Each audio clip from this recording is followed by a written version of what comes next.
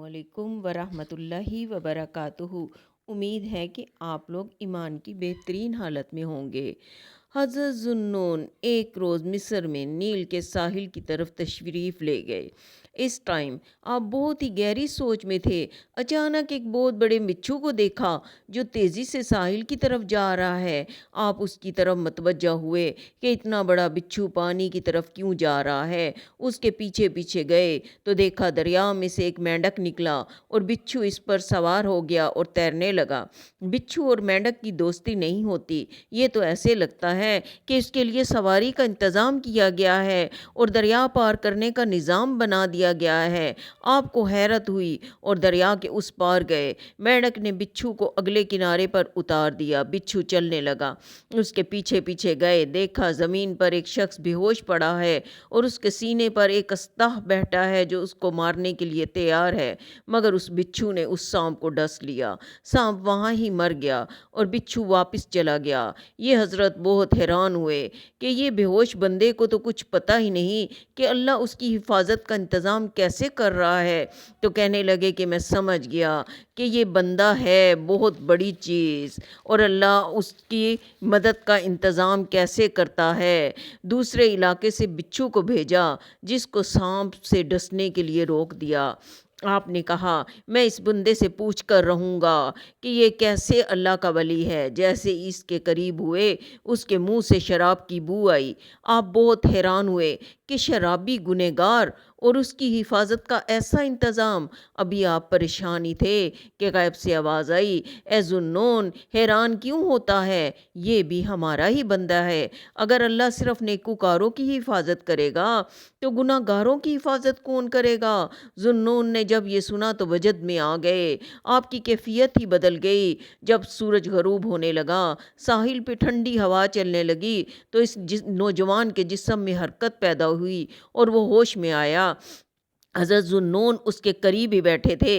वो देखकर शर्मिंदा हुआ, उठकर बैठ गया कि आप इधर कैसे। वो बंदा आपको पहचान गया तो आपने कहा पहले ये बताओ कि तुम कौन हो, मेरे बारे में छोड़ो। उसने कहा आप तो देख ही रहे हैं मैं शराबी हूँ। आपने कहा ज़रा इधर अपने करीब तो देखो।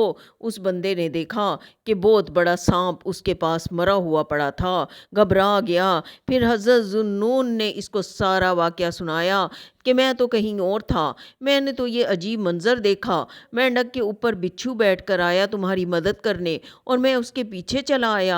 अल्लाह ने तेरी हिफाजत का कैसे बंदोबस्त किया। तू रब की नाफरमानी करता है और मालिक तेरी हिफाजत फरमा रहा है। जब उस शराबी ने यह वाक़या सुना तो ज़ारों की तार रोने लगा।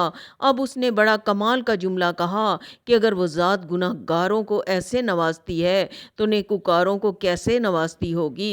ये कहकर उस शराबी ने सारे गुनाहों से तौबा की, इस्तग़फ़ार की। अब बातें करने लगा। एक वक्त ऐसा आया कि उसका शुमार अल्लाह के बड़े बंदों में हो गया और वो अल्लाह का वली बन गया। इस्लामी चैनल के नाज़रीन, ये वाक़या हम सब के लिए बहुत बड़ा अहम पैगाम है। अल्लाह की नाफरमानी हम करते हैं मगर वो रब हमें अपनी नेमतों से नहीं रोक रहा, हमारा रिज़्क़ नहीं रोक रहा। हमारे पास कोई बंदा नौकरी करे, हम उसे मोटरसाइकिल देते हैं, मैनेजर बन जाए तो गाड़ी देते हैं। अगर बैठा रहे और काम ना करे तो सेठ उसको नौकरी से निकाल देता है, उसकी मोटरसाइकिल या गाड़ी को वापस ले लेता है। लेकिन अल्लाह जो है वो हमें ये तमाम सहूलियात देता है, हमारे गुनाहों पर पर्दा डाल देता है। ये तमाम अल्लाह ने किया है। आंखें अल्लाह ने हमें हराम देखने के लिए तो नहीं दी, हमें तिलावत करने के लिए दी हैं, हलाल चीज़ें देखने के लिए दी हैं। कभी ऐसा हुआ कि हराम देखें और हम अंधे हो जाएं। हम गुनाह कर रहे हैं और वो हमारे से नेमतें नहीं रोक रहा। ये हाथ इसलिए नहीं दिए कि हराम की तरफ उठाएं, लेकिन अल्लाह हाथ हमें कभी हमारे वापस नहीं लेता। ये तो हम असूल है लेकिन हम रोज़ गुनाह करते हैं। ऐसा हमारा रब करीम है कि हम किसी बात हम ना भी माने तो वो हमें नहीं निकालता। लेकिन रब बहुत बड़ा करीम है। वो हमारी तौबा इस्तग़फ़ार को सुनता है, हमारी बात को मानता है। एक दफ़ा दिल से तौबा तो करें, इस्तग़फ़ार तो करें, वो सारे गुनाह माफ़ कर देता है। ए प्यारे बहन भाइयों, अल्लाह कितना करीम है। हम अकेले में गुनाह करते हैं और वो बताता भी नहीं है। ہیں ہمارے عیبوں پر پردہ ڈالتا ہے۔ جو محبت سے ملتے ہیں، جو ہمیں نیک سمجھتے ہیں، دنیا کو پتہ چلتا ہے کہ ہمارا یہ عیب ہے تو وہ سب کو میسج کر کے بتاتے ہیں کہ اس کا یہ عیب ہے۔ ماں باپ ہیں وہ بھی نکال دیتے ہیں میرا مالک کیسا کریم ہے، اسے پتہ ہے ہم کتنے گناہ گار ہیں، کب تک ہم گناہ کرتے رہیں گے۔ اس کی رحمت چاہیے تو توبہ کر لیں اور اس پر قائم رہے۔ جو توبہ کرتا ہے نا تو اللہ تعالیٰ کے احسانات بہت ہیں۔ اللہ نے سورۃ بقرہ میں فرمایا اور اللہ توبہ کرنے والوں کو پسند کرتے ہیں۔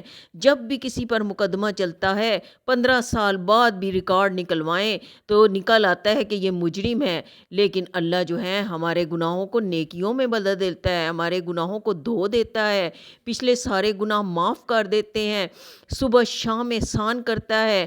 ہمیں سچے دل سے توبہ استغفار کرنی چاہیے۔ ایک عورت کہتی ہے میں نے 4 لاکھ دفعہ استغفار پڑھا ہے، لیکن وہ اس کو ایک کہتا ہے بندہ کہ تمہارا قبول نہیں ہوا، تم خالی استغفر اللہ کہتی ہو، اور یہ جو لفظ ہے یہ مکمل نہیں ہے۔ خالی استغفر اللہ کہنے سے استغفار نہیں ہوتا۔ کیوں؟ جو کہے کہ مکمل نہیں ہے یہ استغفر اللہ تو اس سے پوچھے کہ کہاں مکمل نہیں ہے۔ اسی طریقے سے ایک بہن جو 4 لاکھ دفعہ استغفر اللہ پڑھتی ہے، اس کے دل میں وسوسہ ڈالا اس بہن کا قبول ہوگا، گناہوں کی بخشش کا ذریعہ ہوگا۔ استغفر اللہ بھی پورا لفظ ہے، اس کو توبہ کرنی چاہیے جو علم کی کمی کی وجہ سے ایسا کہے اور آخرت کی بربادی کا سامان کر لے۔ ایک شخص نے اپنی بیوی کو 3 طلاقیں دی تو کسی نے اسے کہا کہ 60 مسکینوں کو کھانا کھلاؤ۔ 60 مسکینوں کو کھانا کھلا کے بہو کو گھر لے آئی اور پھر زنا سٹارٹ ہو گیا۔ اس قسم کے جاہل لوگ ایسا مشورہ دے کر زنا کو حلال کر دیتے ہیں۔ ان کو کوڑے مارنے چاہیے۔ اے اللہ میں تجھ سے اپنے گناہوں کی بخشش طلب کرتی ہوں۔ السلام علیکم ورحمۃ اللہ وبرکاتہ۔